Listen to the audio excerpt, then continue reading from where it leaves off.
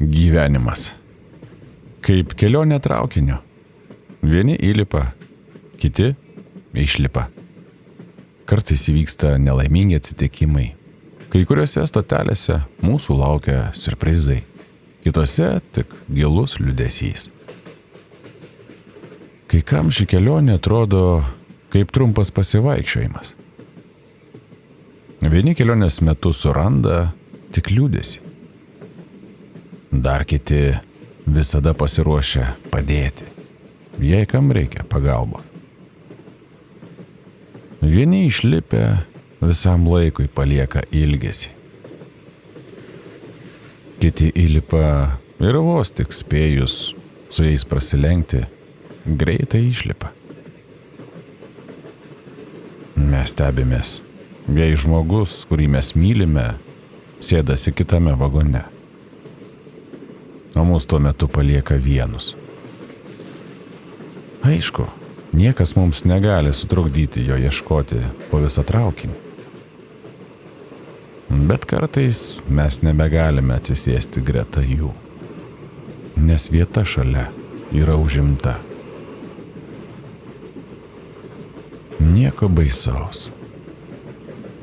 Tai tokia yra kelionė, pilna nusivylimų ir svajonių,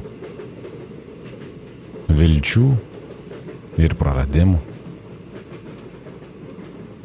Kelionė be bilieto atgal. Pasistengime suprasti kelionės draugus ir kiekvienas ieškokime tarp jų paties geriausio.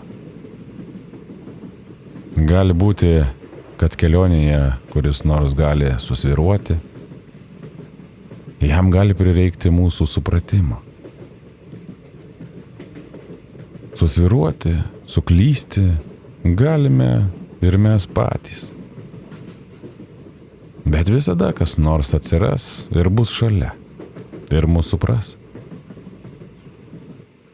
Didžiausia šios kelionės paslaptis yra ta, kad niekas nežino, kada jis išlips iš traukinio.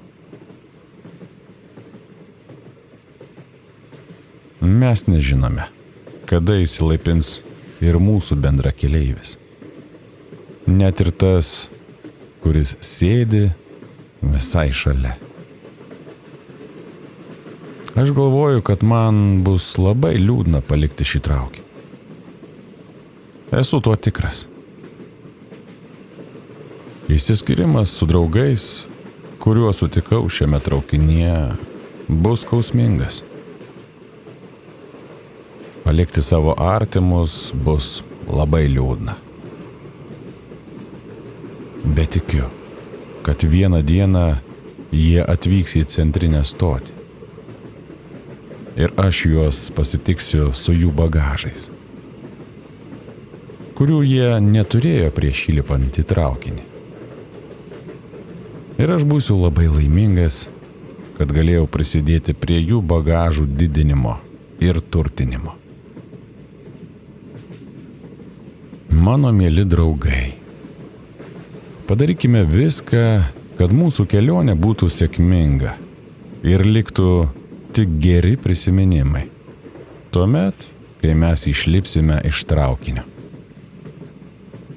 Visiems tiems, kurie keliauja mano traukiniu, noriu palinkėti geros kelionės.